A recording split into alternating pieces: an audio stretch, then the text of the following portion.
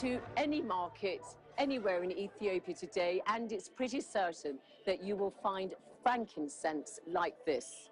Along with myrrh, gold and ivory, these were the precious exports that helped cement the rise of the kingdom of Aksum.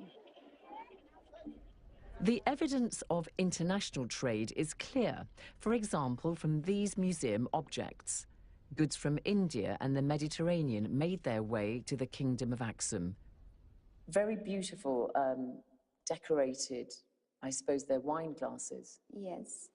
So this is already 4th century goblet glasses, and the glasses already probably imported, especially from Roman Empire, and maybe also made in Aksum. And I spot some rather interesting-looking human-headed jars also from Aksum. Pottery product was already very famous in the Aksumite time. So this was a jar, especially to offer traditional drink for the elites. And from this pottery, we can understand, especially the hair-doing style of Aksumite women. If you look this one. Their hairstyle, it was kind of flicked up. Yeah, yeah. A bit like mine. No. No, I will tell you about that culture already. Still, our mothers, they do that one, their hair. Do you do it sometimes? Yeah, especially in the holiday. Yeah, yeah. It looks very attractive. I might try it myself.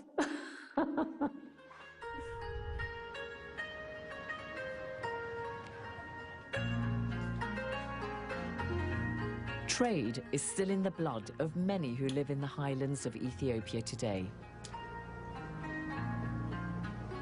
Futsum Bazen is a snazzily dressed middle-aged man with skill and charm in equal measure. He sells traditional artifacts and handicrafts to Ethiopians as well as any passing visitor at his shop in the center of Aksum city.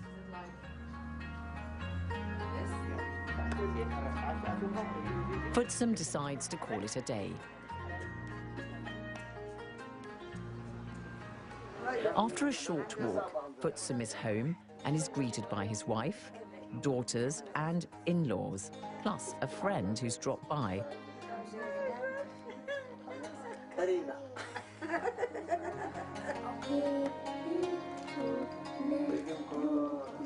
First, Futsum checks one of his daughter's homework.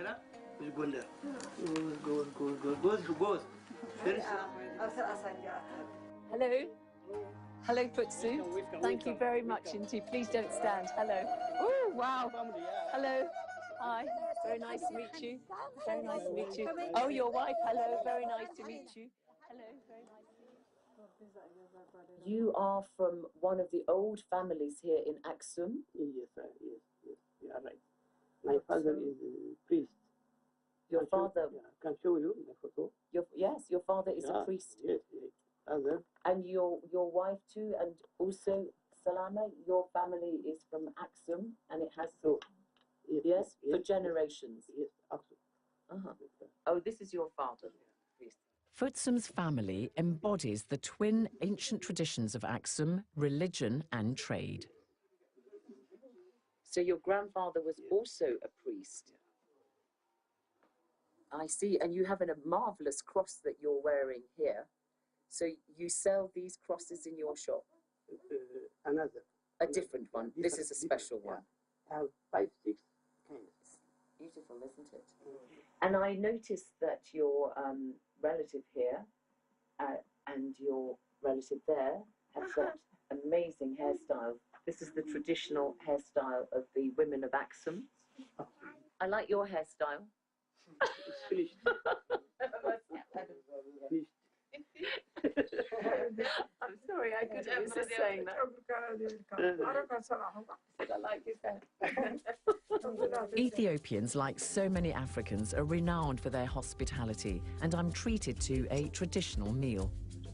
Well, no meal is complete without the staple flat sour pancake called injera. It's produced from flour made from a grain called teff, which has been grown here for centuries. Oh, you have to kiss the injera. Yeah. It's like thanking God for food. It's eaten with a spiced sauce, which usually includes meat, and is washed down with beer. You feed your wife. Oh, I see. Yes. Giving somebody a mouthful of food by hand is a sign of love in Ethiopia.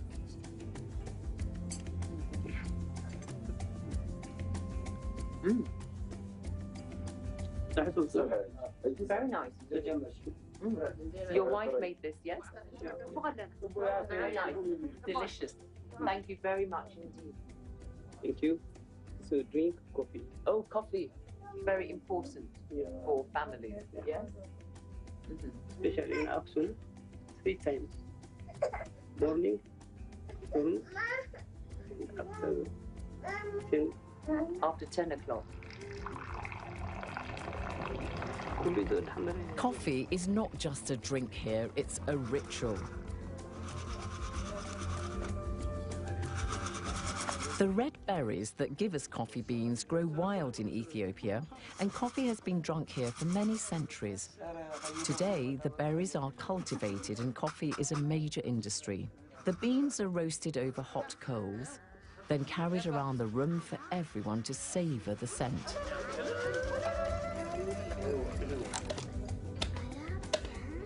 Afterwards, they're ground with a mortar and pestle.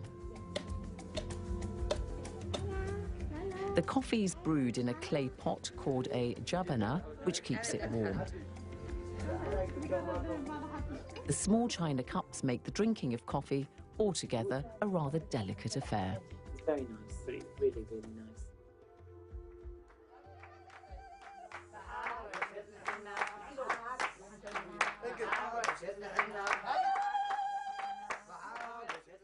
Aksum had enjoyed a good week in his shop, and no doubt this, along with a bit of encouragement from the honey wine and beer, has put them in a very merry mood.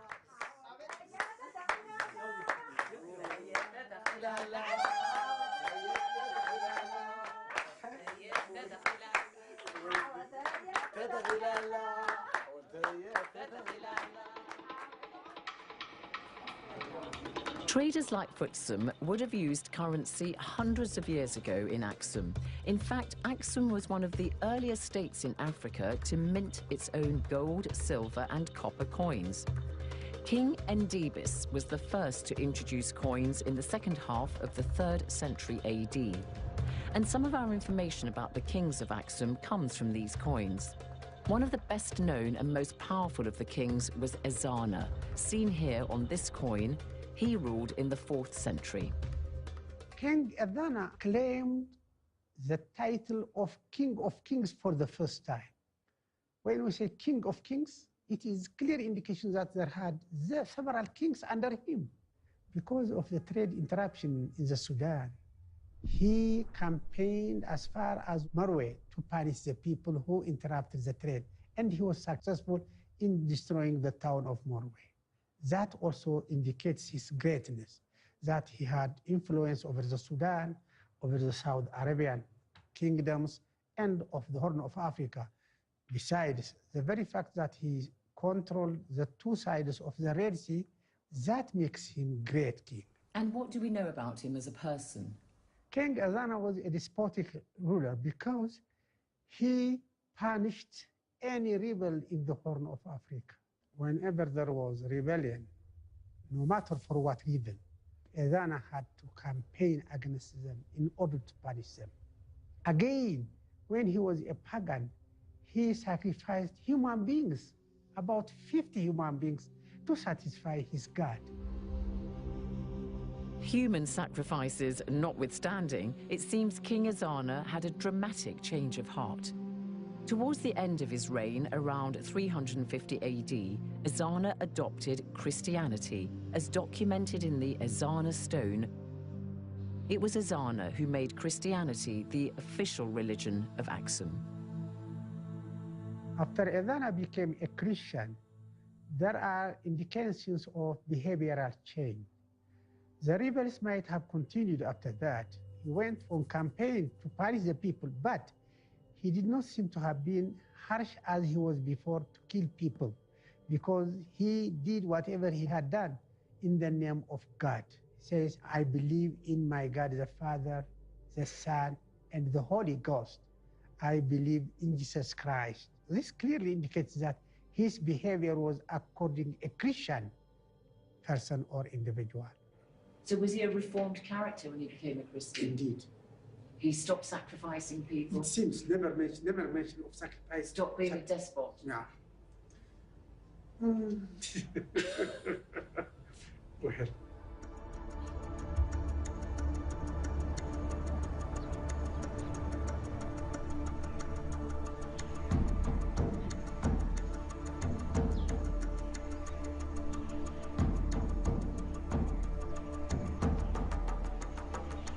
When Ezana died, this stela, now supported with a bit of help from modern technology, was erected in his memory. The distinctive monumental feature of these narrow stelae was how the rulers marked their tombs. They were built from solid stone and are believed to date from around 300 AD. Christianity spread in Aksum because it was followed by the elite. Ezana's official adoption of the religion was consolidated by the work of monks known as the Nine Saints, who still have an important place in Ethiopian Christianity today. The Nine Saints came from different parts of the Byzantine Empire, which grew out of the remains of the Roman Empire around the eastern end of the Mediterranean. The Emperor Constantine made Byzantium in modern-day Turkey his capital in the early 4th century AD. From there, he ruled over territory covering a wide expanse of Europe and Asia. The Byzantines didn't seek to defeat Aksum and were indeed on friendly terms with it. So the 9 Byzantine priests arrived safely in Aksum to spread the Christian faith.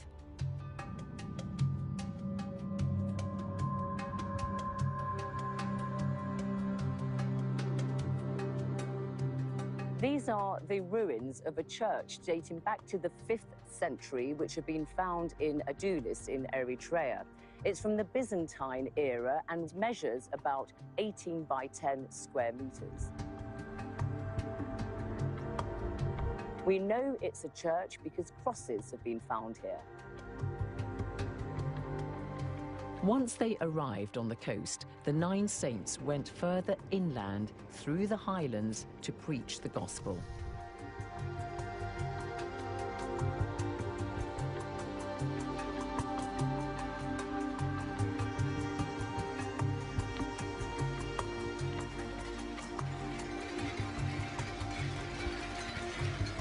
This site east of Aksum, where this modern church stands today, is the exact location where a church was established by one of the 9 saints. The 9 saints are some of the most iconic figures in the history of the Orthodox Church in Ethiopia, and there is still a strong cult of worship around them today.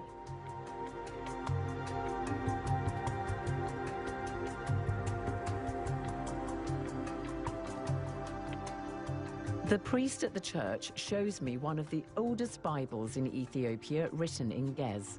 It's at least 1,000 years old. We can't bring the TV camera inside because it has to be kept in the dark.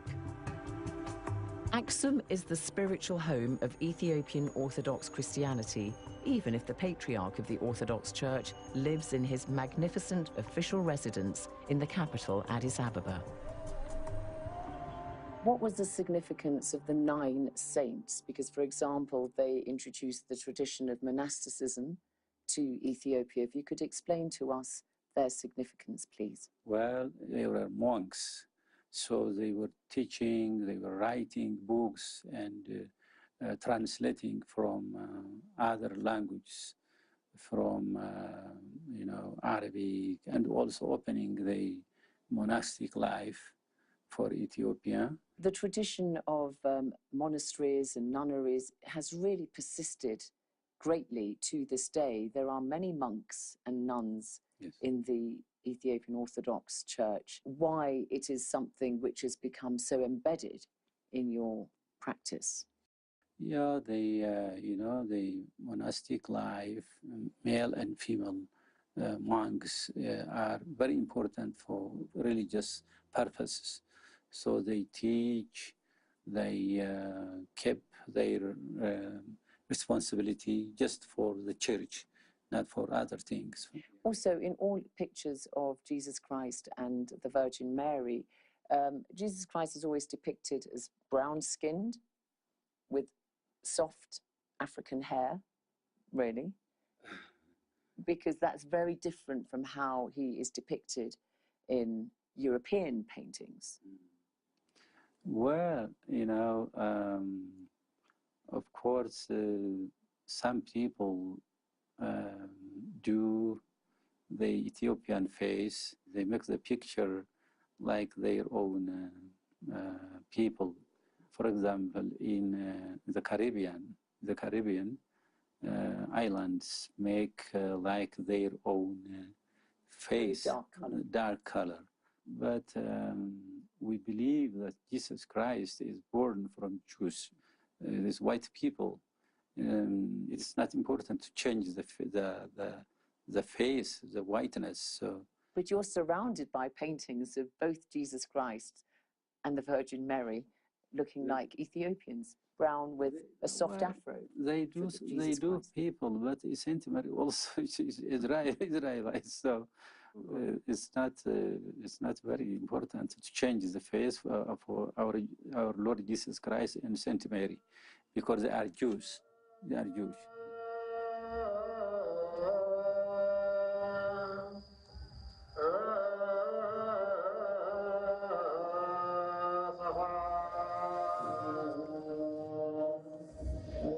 Patriarch Abuna Matthias presides over key services like this one at the Ethiopian Orthodox Christmas at the Holy Trinity Church in Addis Ababa.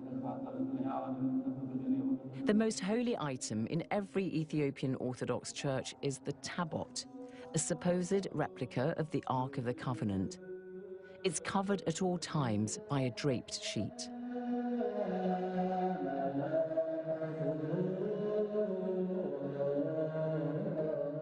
With Christianity as its official religion and its ordered hierarchical civil structure, Aksum enjoyed a long period of prosperity and prestige. It had also become a strong military power in the region. The army protected the empire's trade interests and upheld its reputation as a powerful Christian kingdom. Around 520 AD, disturbed by clashes between Christians and Jews in South Arabia, King Caleb of Aksum sent an army across the waters of the Red Sea to South Arabia and defeated the Jews there. According to the Kebre Nagast, after defeating the Jews of Arabia, King Caleb returned to Aksum, gave up his throne, and spent his life in a monastery. However, another account states that he reigned in Aksum for a further 17 years. The Kingdom of Aksum must stand not only as one of the greatest civilizations of Africa, but also of the ancient world. Hundreds of years before Christ, various settlements in what is today Ethiopia and Eritrea were established. Advanced societies that laid the foundations for a great military and religious power. Civilizations which used a written language and coinage, where fine buildings and monuments were erected, where sophisticated goods were made and traded, a unique African civilization. As we've seen, the official adoption of Christianity by Aksum's kings and the urban elite meant that at times there were tensions between them and the Jews of Arabia. Later, the Aksumites would have to deal with the emergence of another religion, Islam.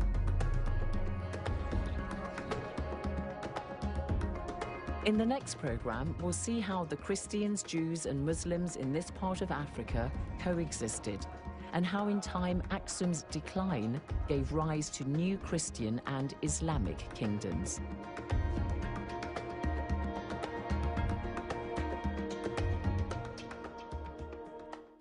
The abolition of slavery in Britain and the extraordinary decision by the government of the day to compensate slave owners richly for their loss of property. Don't miss the start of a new two-part series, Forgotten Slave Owners, next week here on BBC World News.